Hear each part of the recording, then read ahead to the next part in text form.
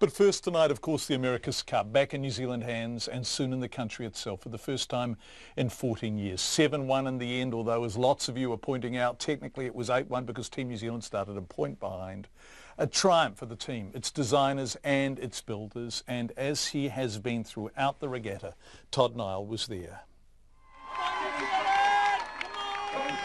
Occasionally the fans were vocal, but mostly not.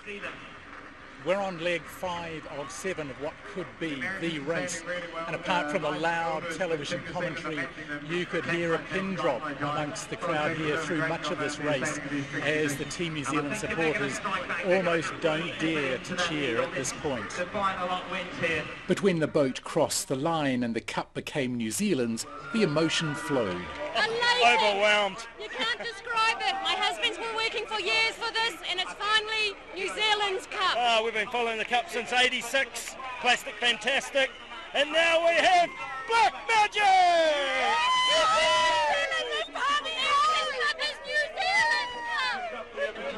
I saw a bit of a tear there, didn't I? Oh my gosh, that was so emotional. This is, I don't know, I was quietly confident today was the day, and I think that's why.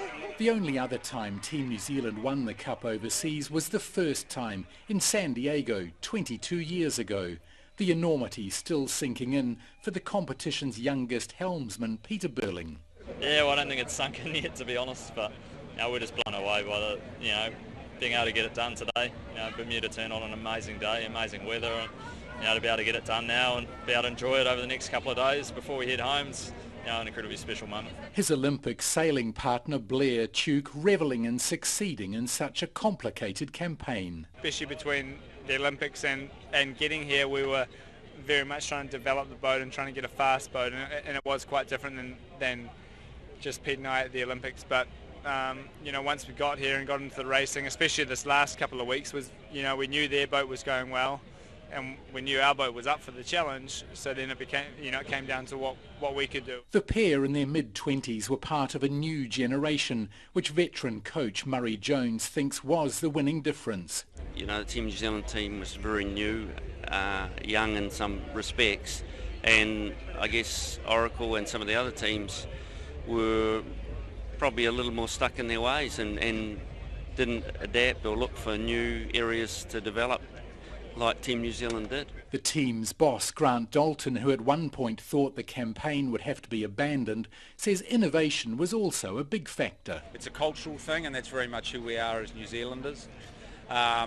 It's a philosophy in terms of our design that we set in motion on day one.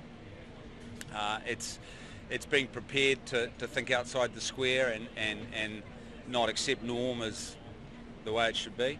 And it's a bunch of very, very talented guys that have worked incredibly hard under pretty extreme circumstances at times. Dalton's not giving much detail of how the next cup might look. The challenger of record which the team will work with on new rules is Italian club CVS, whose team is Luna Rossa, which has been both a rival and a partner of Team New Zealand's over past campaigns. The cup will be in New Zealand, more than 2 years away, and Dalton's hinted it won't be the current high-tech foiling catamarans.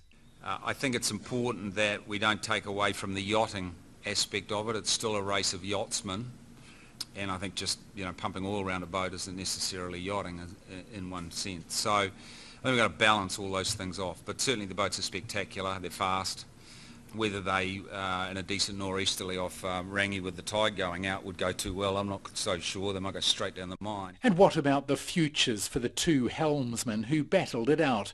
Oracle Team USA's Jimmy Spithill. I love the game. I love being involved with the team, and look, I'll do anything to help the team win, or whatever team it is. It's been one hell of a ride. And Peter Burling. I haven't made any plans yet as to what my future holds, but no, it's definitely been a pretty busy few years, and we'll definitely be looking for a little bit of time off.